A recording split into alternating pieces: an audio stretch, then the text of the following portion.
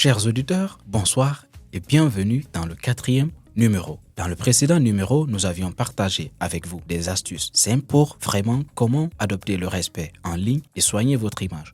Aujourd'hui, pour ce 4e numéro, nous recevons M. Mamadou Mokhtar Diallo avec qui nous allons échanger d'un thème pour moi du plus important. Comment protéger votre vie privée et assurer votre sécurité en ligne. L'objectif de ce 4e numéro, c'est vraiment partager avec vous des gestes qui puissent vous permettre de vous protéger en ligne, protéger vos données et surtout protéger vos comptes.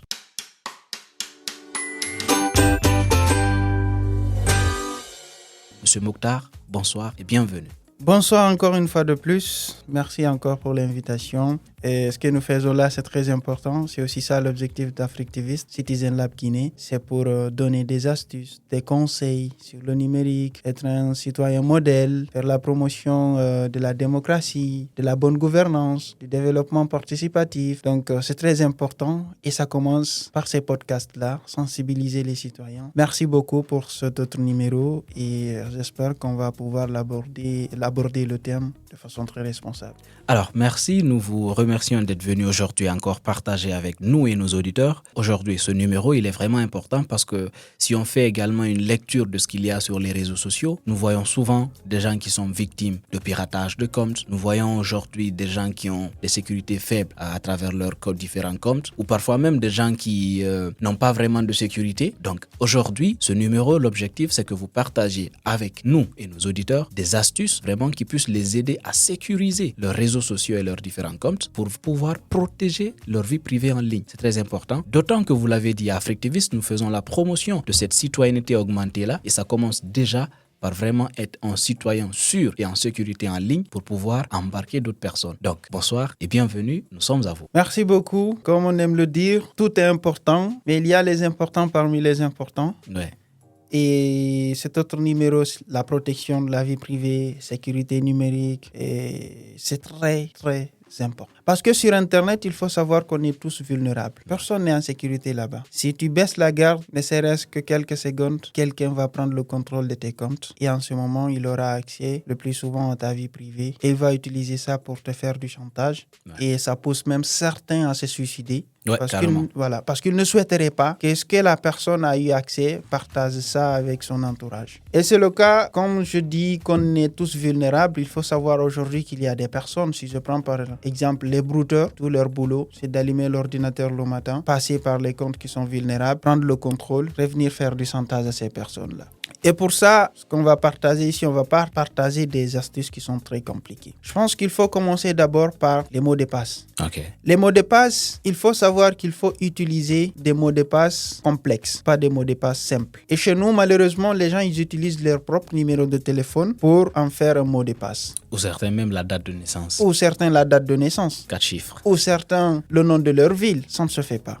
Et l'autre truc que les gens font, c'est d'utiliser le même mot de passe partout dans leur compte. Ça ne se fait pas aussi. D'autant plus que le mot de passe est faible et il est utilisé aussi dans tous les comptes. Donc ça veut dire que quand quelqu'un accède à ton compte Facebook, il a accès à ton compte Instagram, il a accès à ton mail, ainsi de suite. Ouais. Et ça, pour utiliser un mot de passe qui est un peu compliqué, les astuces sont simples en fait. Chacun de nous a un événement marquant dans sa vie ou a un lien avec un objet ou avec une personne. C'est que je veux dire, si tu as été peut-être dans un restaurant pour ta première fois en 2026, je vais prendre par exemple quel restaurant ici? Restaurant Africtivist. Voilà, restaurant Africtivist. Si tu as été là-bas pour la première fois en 2026, tu peux en faire un mot de passe. J'ai été au restaurant Africtivist en 2026. C'est un mot de passe. 2026, c'est les numéros et les A, peut-être tu remplaces par des arrobases. C'est simple et c'est très fort. Dans un autre compte, tu utilises un autre mot de passe, c'est que tu ne risques pas même d'oublier ça. Parce que tu sais que c'est en 2026 que tu as été au restaurant d'Africtivist. Et quelqu'un ne va jamais, au plus grand jamais, deviner ce mot de passe-là. Ouais. Et l'autre truc qu'on va partager, c'est les gens qui voyagent. Je voyage, par exemple, je pars au Sénégal et dès que j'atterris à l'aéroport Blaise Diagne, c'est que moi je fais une publication, tac, bien arrivé au Sénégal, alors que je n'ai même pas quitté à l'aéroport. Si, par exemple, il y a des personnes mal intentionnées qui m'en voulaient au Sénégal là-bas, ils savent déjà que je suis au Sénégal et ils vont faire tout leur possible pour m'atteindre. Ouais. Donc, si vous allez faire des publications au niveau de votre voyage, attendez de quitter le lieu, ensuite vous partagez ça. Et l'autre côté, ce qu'on va faire, on va parler de la géolocalisation, c'est qu'ils autorisent les applications à accéder au niveau de leur position, ce qui est plus mauvais. Parce que si tu te déplaces, quelqu'un peut voir en temps réel dans quel endroit tu es. Et l'autre truc que les gens font, c'est que quand des inconnus leur écrivent, ils répondent à ces personnes-là, ils deviennent proches, et jusqu'à ce que ces personnes-là leur demandent d'envoyer des nudes, ils se prennent en photo tout nus et ils partagent à ces personnes-là. Après, ces gens-là utilisent ça contre eux. Ça, il faut éviter. Et si tu trouves qu'une personne est en train de te harceler sur les réseaux sociaux, tu n'es pas obligé d'être ami avec cette personne. Tu peux tout simplement bloquer la personne. La fois dernière, je lisais quelque part où j'ai vu un article écrit sur un modèle de sécurité qu'on appelle Google Authentificator. Je ne sais pas si vous voulez peut-être en revenir un peu pour nos auditeurs également. Oui, vous savez, ce qu'on utilise le plus souvent chez nous, c'est les gestionnaires de mots de passe. Souvent, quand tu ouvres ton compte sur, par exemple, Google Chrome, Google te demande si tu veux enregistrer ton mot de passe. Pour une connexion ultérieure. Pour une connexion ultérieure. Oui. Donc, certains, ils enregistrent. Il y en a d'autres qui évitent carrément parce que quand quelqu'un accède à ton mail, il peut avoir accès au mot de passe des autres comptes. Okay. Donc, il y en a d'autres qui utilisent par exemple l'application Google Authentificator. C'est-à-dire, dès que quelqu'un commence à accéder à ton compte, Google Authentificator demande à cette dernière un numéro d'authentification. Et si la personne n'a pas accès à ce numéro-là, il faut savoir qu'il n'aura pas accès à ton compte. Okay. Donc, et Google Authentificator, c'est un numéro temporaire qu'il disponibilise en fait. C'est très important d'utiliser ça parce que là, les gens ne vont pas accéder à votre compte. Et l'avantage, c'est quoi aujourd'hui? Les réseaux sociaux, ils disponibilisent l'outil qu'on appelle l'authentification à 2 facteurs. Il faut activer ça. Ça permet aussi de mettre en sécurité votre compte. Parce que si tu l'actives et quelqu'un d'autre essaie d'accéder à ton compte, c'est soit tu reçois un code via ton numéro de téléphone ou ton mail que tu ne dois pas partager à cette personne pour qu'il puisse accéder à ton compte. Okay. Donc, c'est très important d'utiliser ça. Ok. Et justement, sur les réseaux sociaux, puisqu'on en parle, il y a une option également, parfois, tu peux faire une publication, que ce soit tes amis seulement qui voient. Tu peux faire en sorte que ce soit tout le monde qui voit. Est-ce que le fait peut-être d'ouvrir cette visibilité-là à tout le monde n'est pas aussi un facteur vraiment qui peut un peu fragiliser votre sécurité numérique?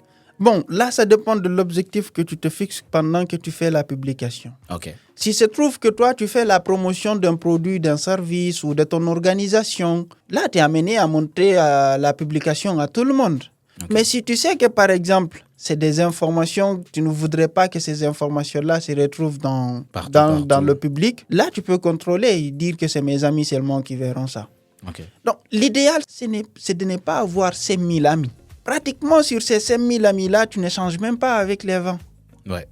Je prends l'exemple sur moi. Ça fait, depuis septembre, je ne suis pas sur Facebook. Mais ce n'est que 4 personnes qui m'ont écrit pour savoir qu'est-ce qui ne va pas. Wow. Donc, il faut faire très attention. Pas répondre à n'importe qui. Il ne faut pas partager n'importe quoi. Il ne faut pas avoir le même mot de passe partout. Il ne faut pas utiliser son nom, le nom de sa ville pour en faire un mot de passe. Vous l'aurez compris, chers auditeurs, n'utilisez pas le même mot de passe pour tous vos réseaux sociaux. N'utilisez pas votre numéro de téléphone, votre date de naissance comme mot de passe. Rajoutez à cela, utilisez l'authentification à 2 facteurs, Google Authentificator, des confirmations par mail, peut-être même des adresses mail de récupération. Si toutefois quelqu'un parvient à posséder votre compte, vous pouvez tenter d'utiliser une adresse mail de récupération et vous pouvez avoir des codes de secours que vous pouvez utiliser.